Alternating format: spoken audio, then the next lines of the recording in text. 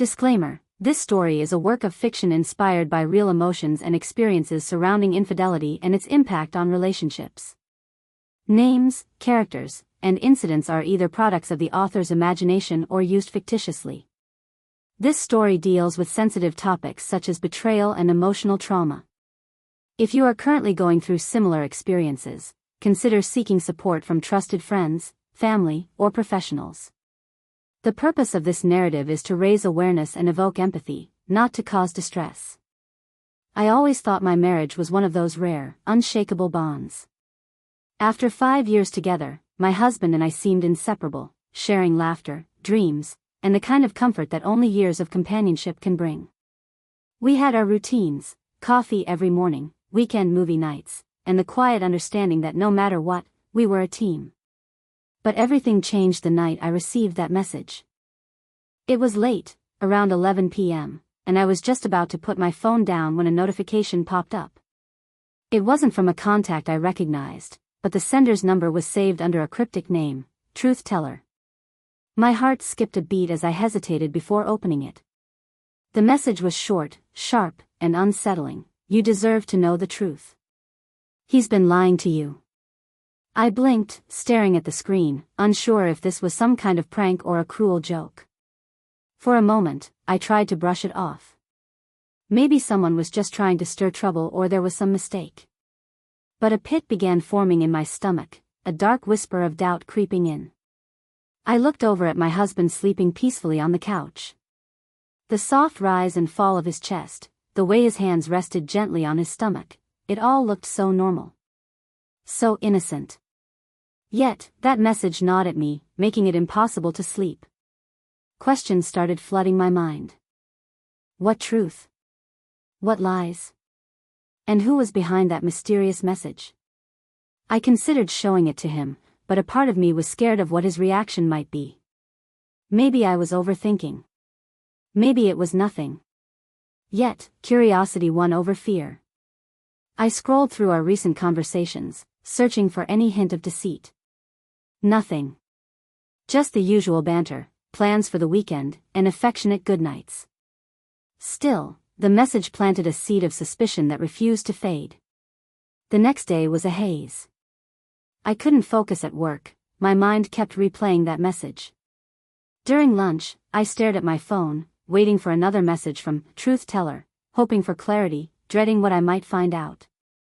When evening came, I tried to act normal, but my husband noticed the tension. "Is everything okay?" he asked, concern etched across his face. I smiled weakly and said yes, but inside, I was unraveling. That night, the message haunted me. Was my marriage built on lies? Or was I just letting paranoia ruin what we had? As I lay awake, phone in hand, waiting for more messages, I realized that life, as I knew it, might be about to change forever. The next morning, I woke up feeling restless and uneasy, the weight of that mysterious message pressing heavily on my chest. I wanted to believe it was all a mistake, some cruel prank or a wrong number, but a small voice inside me refused to let go of the suspicion. I told myself, maybe I'm just imagining things. After all, why would someone want to hurt us? My husband had always been kind, attentive, and loving. The thought that he could betray me was almost unbearable. But still, the message lingered in my mind like a dark cloud, threatening to storm my world. Throughout the day, I started noticing things I had ignored before, the way he occasionally glanced at his phone and quickly hid the screen, or how he sometimes returned late without a clear explanation. Small signs that I had brushed off as normal stress or work-related issues suddenly seemed suspicious. At work, I kept replaying our conversations in my head.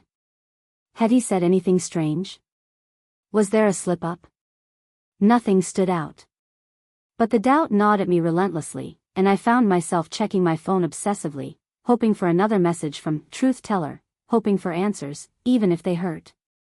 In the evening, I tried to push away the growing unease by distracting myself, watching TV, cooking dinner, even calling a friend. But nothing worked. The knot in my stomach tightened, and I found myself retreating into silence. When my husband came home, I watched him carefully, searching for signs of guilt or deception. He smiled when he saw me, kissed me on the forehead, and asked about my day. Everything seemed normal on the surface, but inside, I was battling a storm of emotions. I wanted to trust him. I needed to trust him. But that message was like a ghost, haunting the corners of my mind. Each time he left the room or answered a call privately, my heart raced with anxiety. That night, before falling asleep, I scrolled through our old photos and messages, looking for reminders of why I believed in our love. I remembered our wedding day, the promises we made, the dreams we shared. It hurt to even consider that those promises might have been broken. Still, I clung to hope. Maybe this was just a misunderstanding. Maybe the message was from someone with a grudge, trying to break us apart. But deep down, I knew I couldn't ignore it forever. The seed of doubt had been planted, and it was growing. The weight of suspicion had settled into my bones, making every moment feel heavy and uncertain.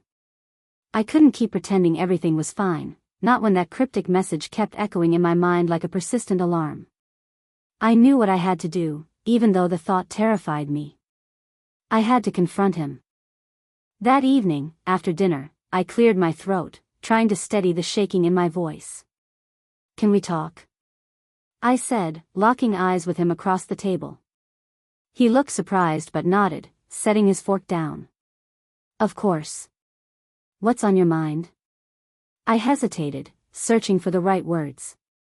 "I got a message last night," I began slowly, trying to keep my voice calm, "from someone I don't know. It said that you've been lying to me." His eyes narrowed slightly, his jaw tightening. "What kind of message?" I pulled out my phone and showed him the text, the one that had shattered my peace. His face remained unreadable for a moment, then he looked away. "I don't know who sent that," he said finally, voice low but firm. "It's probably some sick joke." "Why would someone send me that?" I asked, frustration and hurt bubbling up inside. "And why do you keep hiding your phone from me?" "I've noticed you checking it secretly, answering calls privately," he sighed heavily, rubbing the back of his neck. "You're making a big deal out of nothing. I'm tired of being accused. I work hard for us. Maybe you should trust me." His defensiveness stung. It was the first crack in the image I had of him, the man who used to listen patiently, who used to reassure me when I was scared. Now, his words felt like walls going up between us. "I want to trust you," I whispered, tears pricking my eyes. "But this message, and the way you've been acting, it's hard. Please, just be honest with me." He stood up abruptly. "I don't have to justify myself to you," he said coldly, and walked out of the room. I sat there, heartbreaking, feeling more alone than ever. The confrontation I had hoped would bring clarity only left a thicker fog of confusion and pain. Was he hiding something? Or was he just too proud to admit it? That night, I lay awake, torn between hope and despair. I wanted to believe in us, but something inside told me the truth was far darker than I dared imagine. After that night, I couldn't stop thinking about his cold reaction. The denial, the defensiveness, it didn't sit right with me. My heart was heavy, but I knew I had to find out the truth for myself. No matter how painful it might be. The next day, while he was at work, I hesitated for a long time, staring at his phone sitting on the kitchen counter. My hands trembled as I picked it up, knowing this was a line I never thought I'd cross. But desperation had taken over. I needed answers. Unlocking the phone wasn't hard, he always left it open when he rushed out. My breath caught as I scrolled through messages, social media apps, and call logs. Then, I saw it, a conversation with a woman whose name I didn't recognize. The tone was casual but intimate, flirty messages, late-night calls, plans to meet. The proof was right there in black and white. I felt like the world stopped spinning. The man I trusted, loved, and built a life with was hiding a secret life. My chest tightened, and tears blurred my vision. How long had this been going on? How many times had he lied to me? I kept digging, scrolling back through months of conversations. The lies, the sneaky texts, the hidden calls, it was all there. Every denial, every excuse suddenly made sense. The late nights, the secretive behavior, it wasn't work stress. It was betrayal. The most painful part was the little details he had shared with me, which now felt like lies told to cover up his infidelity. The world I thought I knew was crumbling beneath me. I sank down to the floor, phone slipping from my hands, tears streaming freely. I was devastated, not just because of his actions, but because I had been so blind. I had chosen to trust him, to believe in us, and now that trust was shattered. For hours, I sat in silence, replaying memories, conversations, everything. I wondered how people survive such heartbreak, how they pick up the pieces of their broken hearts. That night, when he came home, I was a different person. I looked at him with eyes that had seen the truth, and I realized that our marriage had changed forever. There was no going back to the way things were. The truth weighed heavily on me, like a storm that refused to pass. I felt betrayed, hurt, and confused all at once. The man I had loved and trusted had been living a lie right under my nose. How was I supposed to process this? I spent days trapped in a whirlwind of emotions. Some moments, I was overwhelmed by anger. How could he do this to me? How could he break the vows we made? Other times, I was consumed by sadness, feeling like I had lost not only my husband but the future I had imagined. The silence between us grew, thick and unbearable. He avoided my eyes, and I couldn't look at him without feeling a mix of resentment and heartbreak. The house that once felt like home now felt cold and unfamiliar. One afternoon, unable to bear the loneliness, I reached out to my closest friend. Sitting across from her, tears streaming down my face, I poured out everything, the message, the denial, the evidence I found. She listened silently, holding my hand, offering the warmth and support I desperately needed. "Whatever you decide," she said softly, "remember, it's okay to put yourself first. You deserve honesty and respect." Her words were like a lifeline. I realized I couldn't keep sinking in this pain alone. I had to find a way to heal, whether that meant trying to save the marriage or walking away. At night, memories haunted me, our wedding day, the laughter, the promises. I questioned everything. Had I missed the signs? Was I naive to believe in forever? I also wrestled with guilt. Was it my fault? Had I done something wrong? The answers were never clear, but the emotional turmoil was undeniable.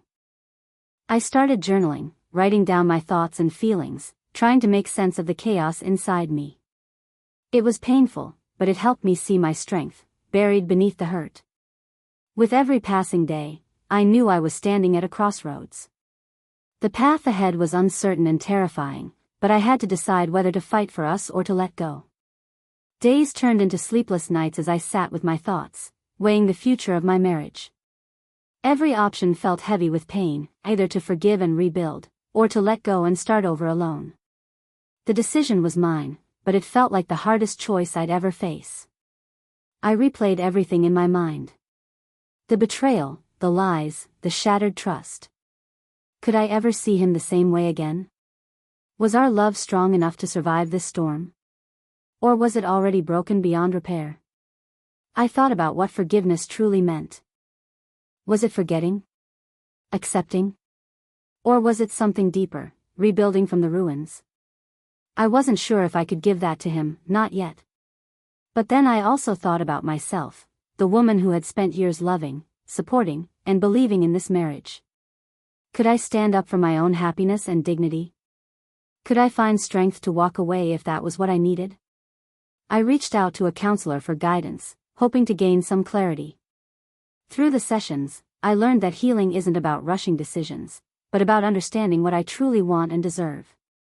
One evening, after a long day of soul-searching, I sat across from him, ready to speak my truth. My heart was heavy, but my voice was steady. "I found out about everything," I said quietly.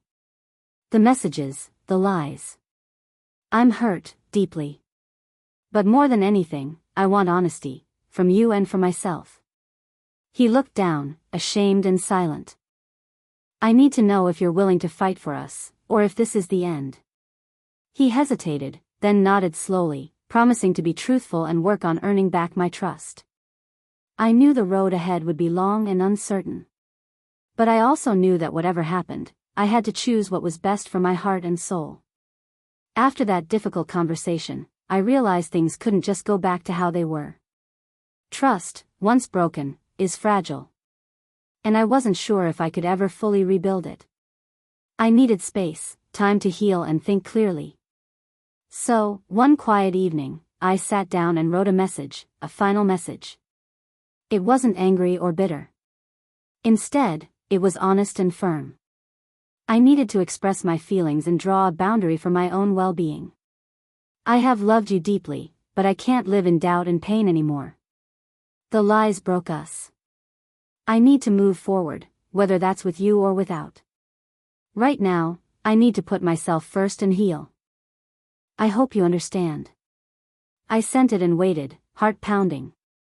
When his reply came, it was filled with regret and pleas for forgiveness. He promised to change, to do whatever it took to fix us. But I knew this wasn't just about promises. It was about actions, trust, and respect. I told him that I needed time, and that healing couldn't be rushed. We both cried, sharing a moment of sadness and loss. But beneath it all was a flicker of hope. Hope that, no matter what, we would find peace, whether together or apart. That night, I finally felt a strange calm. The message had closed a painful chapter, and the future was open, waiting for me to write the next pages. The days that followed were some of the hardest I've ever faced. Each morning, I woke up with a heavy heart but a growing determination to reclaim my life. The path ahead was uncertain, but I knew I had to take it step by step. I focused on healing, physically, emotionally, and mentally. I reached out to close friends and family, allowing their support to fill the loneliness that once consumed me. Therapy helped me untangle the mess of emotions and rediscover my own worth beyond the pain of betrayal. Slowly, I started doing things just for me, hobbies I had abandoned, quiet walks, journaling my thoughts. Every small act was a brick in rebuilding my confidence and identity. Though the wounds of the past still throbbed, I found strength in forgiveness, not just forgiving him, but forgiving myself for trusting blindly. Forgiveness freed me from the chains of bitterness. I learned that moving on doesn't always mean forgetting. Sometimes it means accepting what happened and choosing to grow stronger.